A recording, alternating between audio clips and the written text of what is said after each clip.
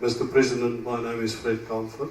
I've got two questions for you, but I've got to create a little bit of a context. About 2 weeks ago, at an opportunity where 30,000 firearms were destroyed, the Minister of Police made a statement in which he referred to looking forward to a future where there will not be any private ownership of firearms. Only the armed forces would own firearms. The second part of the context that I've got to create refers to a leaked draft bill that became available in 2018, in which no provision is made for self-defense as a reason to own a firearm. Now, my two questions are, would you mind to share with us your view and the longer-term view of the ANC, your party, on private firearm ownership? The second question is, based on the statement that I want to make that the Central Firearms Registry has been in disarray since its creation in 2006 and still is, what is the intention to get this sorted out and ensure that we have good management of firearm ownership in the country? Thank you, sir.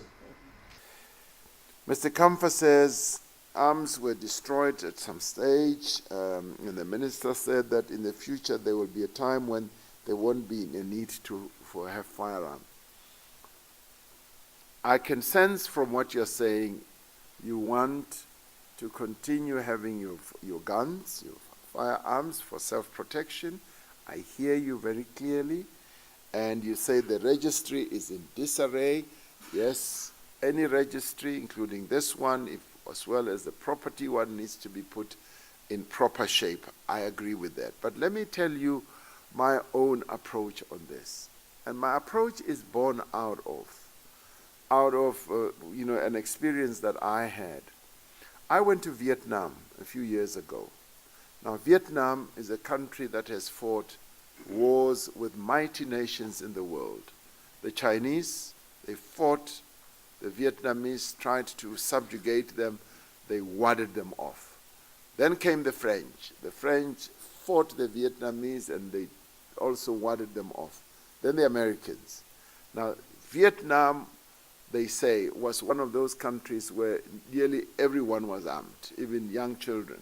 Everybody was armed with either a hand grenade or a AK-47 or whatever gun and so forth. They say they were heavily armed. They had to arrive after the wars that they fought and triumphed, by the way. They had to arrive at a stage of saying, we must now de-arm. We must disarm ourselves, and the only people who are now allowed to bear arms are soldiers, not even police. They said, not even police, but only when it is necessary. But ordinarily, they don't bear arms, only soldiers who might have to fight a war and defend the country and all that. And I went through the whole of Vietnam. I did not see a single police official with a gun. And I said, to me, this looks so ideal. And I said, would we have it in South Africa? Maybe the time has not yet arrived, because we still have a number of problems. Crime is still a major problem, and many people who are killed by guns. And there's poverty, and people need to defend themselves and so forth. So I am going to want a conversation to start in South Africa about the bearing of arms. I'm going to want in time to say, let us have a conversation. Will time come where we actually say, let us all disarm so that we no longer have guns, the guns that are killing so many people. We've become the murder capital of the world. So many people are being killed, and many of them are being killed by guns. The cash in transit heists are done by guns and so forth. I want us to have that type of conversation, but you want the registry to be fixed, and I agree with you. It must be fixed, but at the same time, there needs to come a time when we have that type of conversation.